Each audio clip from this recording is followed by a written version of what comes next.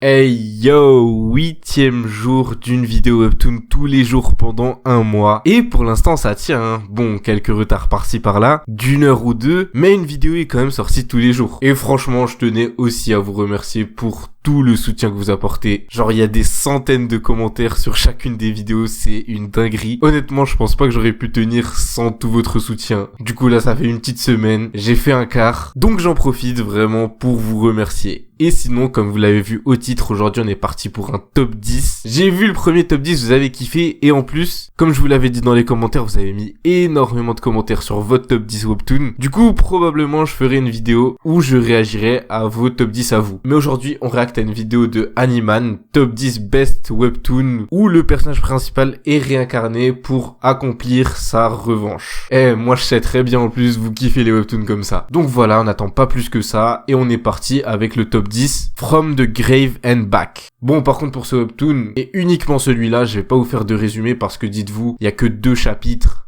en français et ils ont été traduits genre il y a 3 ans. Donc comme je sais qu'il y a pas beaucoup de personnes parmi vous qui lisent en anglais, on va pas trop perdre de temps sur celui-là, mais je vous donne quand même le titre s'il y en a qui sont intéressés pour aller lire en anglais. Et sinon, on continue du coup direct avec le top 9, This is the Law, le fantasme de l'avocat de génie No Hyung-jin, justicier hors pair, major de son université, un score parfait à l'examen du tribunal et même un taux de réussite de 95% dans ses affaires. No Hyung-jin était un avocat à succès. Alors qu'il se battait contre des puissances supérieures maléfiques pour faire de la Corée du Sud un pays juste et équitable, il a été impitoyablement assassiné par des agents du National Intelligence Service. Il n'aurait pas dû mourir. No Hyung-jin était un homme envoyé par l'empereur Yomra pour lutter contre la corruption sur Terre. Cependant, après avoir fini en enfer sans avoir pu accomplir quoi que ce soit, l'empereur Yomra le renvoie dans le passé. Je devrais au moins lui donner un pouvoir pour qu'il puisse se protéger. Et quel est ce pouvoir que lui a donné l'empereur? Hyung-jin sera-t-il capable de changer son avenir, mais surtout celui de la Corée du Sud? Vous saurez bien quand vous aurez lu le webtoon. Je vous l'avoue, je l'ai pas lu, donc je saurais pas vous dire grand chose dessus. Donc on passe directement au top 8. The Lord's Coin Aren't Decreasing, ou en français, à jamais riche. Après avoir perdu toute la fortune de sa famille, un jeune seigneur devint la risée de tous. Pire encore, il tombe dans les mains de son pire ennemi et meurt des tortures qu'on lui a infligées. Au moment où il perd conscience, il se met à regretter toutes les erreurs qu'il a commises et qui l'ont conduit à là où il est. Et là, miracle, il se réveille 17 ans en arrière. Oh,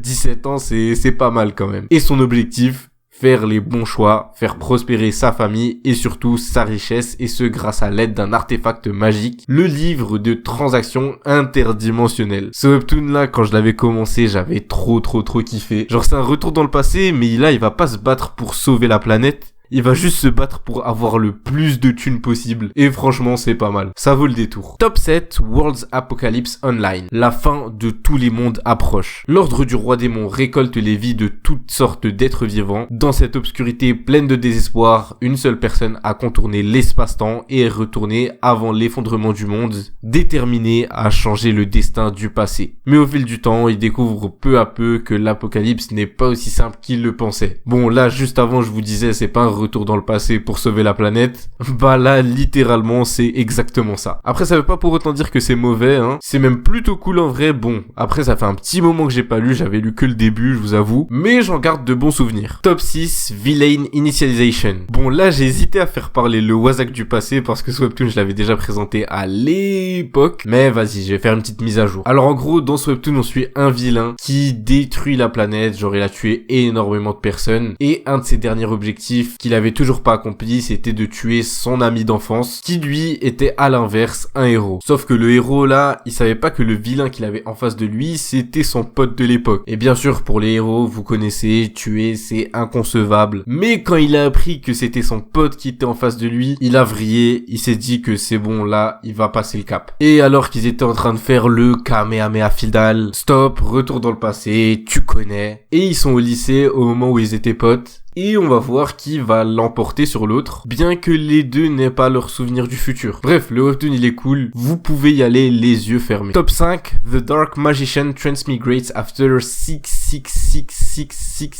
years. 66 666. La blague, elle est longue, hein. Vraiment, la blague, elle est longue. Bref, Diablo Volpnir, c'est un puissant mage noir et il a été vaincu et scellé lors d'une bataille. Il se réveille finalement de son sommeil 6666 ans plus tard. Ça y est, on a compris, je crois. Et il se réveille dans le corps d'un nouveau-né, Jamie Welton, et 9 ans plus tard, avec une fraction du pouvoir qu'il détenait autrefois et la famille aimante et l'environnement paisible dont il est maintenant entouré, il prévoit de se venger. Wesh. Je pensais qu'il était en mode c'est bon, moi je suis passé du coup du bon côté de la force. Non, il veut pas lâcher ça. Bon ok, pourquoi pas, allez. Je crois que ça fait vraiment 6 mois que j'ai pas lu ce webtoon, mais ça va, c'était cool quand je le lisais. Peut-être que je vais le reprendre d'ailleurs. Sinon, passons au top 4, The Heavenly Demon Destroys the Lich King's Mirim. Une voix inconnue m'a perturbé alors que je l'évitais pendant ma cultivation pour atteindre l'état démoniaque transcendant. Wesh, ça y est, on a compris avec les démons là. Bon, du coup, ma concentration avait été perturbée et je suis tombé dans un état d'inconscience et de surcharge. Lorsque je me suis réveillé, un mois plus tard, le roi Lich avait déjà pris le contrôle du Mirim. Après la bataille qui s'est terminée par la destruction du culte du démon céleste, waouh, les webtoons ça commence à me fatiguer, frère.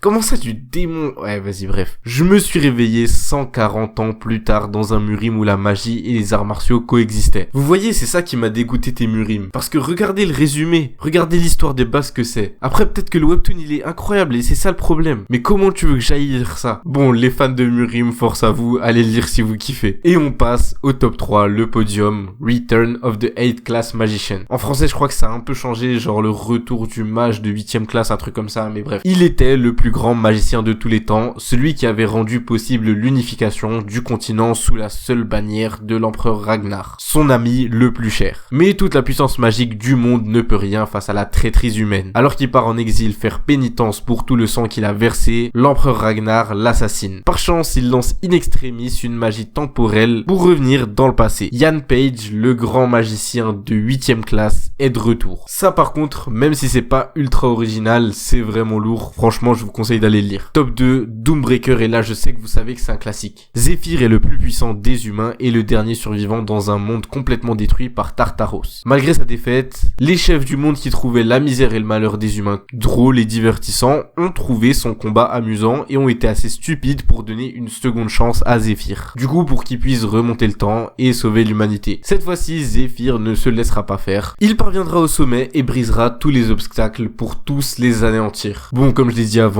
ça c'est ultra connu, surtout depuis que c'est sur Webtoon, donc je pense que vous connaissez et vous savez très bien que c'est un classique. Et en top 1, en parlant de classique, on en a un gros, Return of the Manhua Sect. Lorsque Seon Myung de la secte Manhua se réveille 100 ans plus tard, ses derniers souvenirs sont ceux d'une bataille sanglante contre le chef du culte démoniaque, le maléfique Cheonma. La bataille a presque vu la fin des 10 grandes sectes de la Chine ancienne lorsque Seon Myung a mis fin à cette lutte acharnée en terrassant Cheonma. Peu après, il succomba à ses blessures, rempli de regrets pour leur victoire à la virus. Mais tout n'est pas perdu, cependant, car il se réveille avec une seconde chance de vivre. Choqué de découvrir que sa bien-aimée secte Manhua n'est plus que l'ombre d'elle-même, Seon Myung se lance dans un voyage pour redonner au Manhua sa gloire d'antan. Ouais, ce webtoon là, je sais que vous le kiffez au vu du nombre de fois énorme que vous m'avez dit de le présenter. Mais en tout cas, on a encore une fois fini le top 10 et cette fois-ci, par contre, je trouve vraiment pas que le top est flopesque. Bon, ok,